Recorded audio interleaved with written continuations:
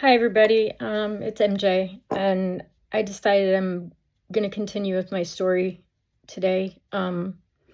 So, everything I talked about so far is, basically life was great and everything was good. And then my dad died, and my life changed forever. I was never the same again. And I was sitting in my house in Florida, and my ex husband was Italian, and I had two sons, and their word was was weighed heavier than mine. Like, and they were children, but because they were men, their voice carried more weight. So I was sitting on the floor by my bed, and I always made my kids do something every summer. They had to do something academic and then something like a sport or something. And this was a summer, and I think I wanted them to, well, yeah, I wanted them to start boxing because I wanted them to realize what life is really like they're going to get a punch in the face, and I want them to be ready. And and previous to this, we just spoiled them. Like they didn't do anything around the house. And I love them to death, and that's why, like, I did everything or had somebody come in and help or whatever, because I love them, and I didn't want them to do anything. But then after I realized my dad and the humility and the way he lived and his strength, I realized that I'm really coasting with these kids. Like, I'm coasting. I'm not engaged. They're playing games all day, and so anyway, I go in their rooms and I tell them, we're going to do something or whatever, and they're like, no, no, we're going to stay here, right here. And so I went and I got a belt, and I went back in there, and this is where the story gets really bad, but I'm going to tell the truth. So I went in with the belt, and then my older son got one of those like star things off the wall, and he was like, I will throw this at you.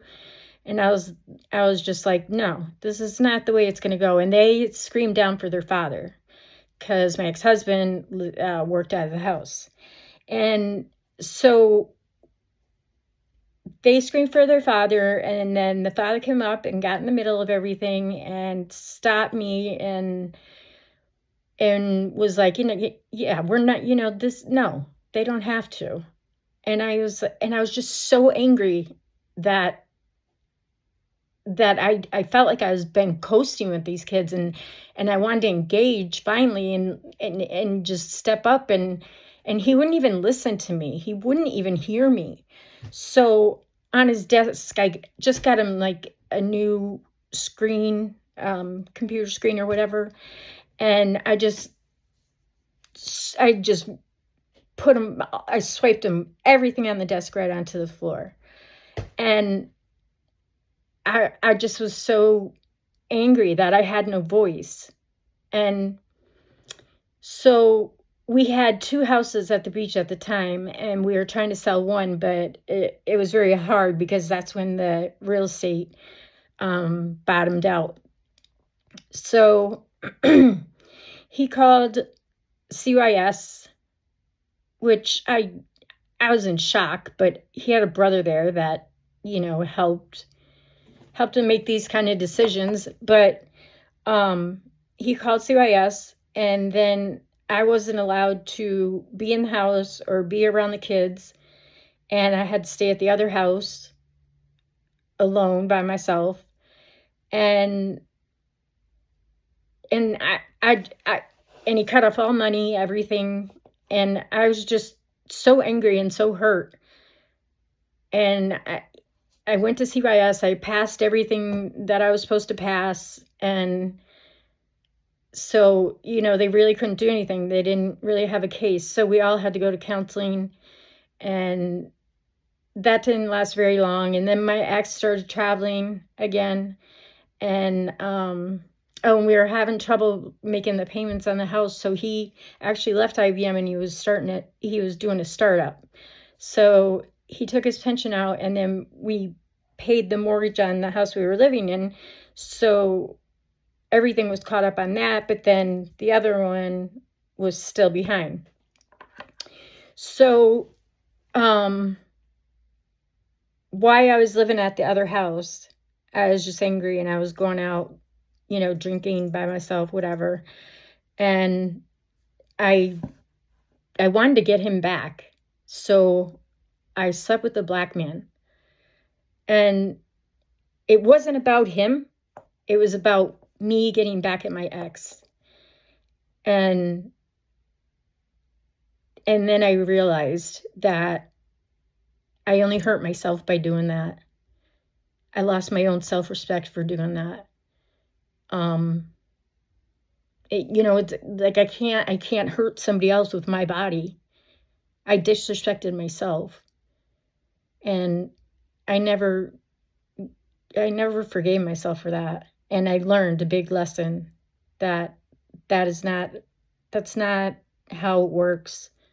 You don't hurt yourself to hurt somebody else. And anyway, we got back together, and that's when we started me and my JC. And he started traveling again. And so I was making the videos pretty much by myself, but he helped when he was there, and we mended things. And then he got a different job, and we were moving to California.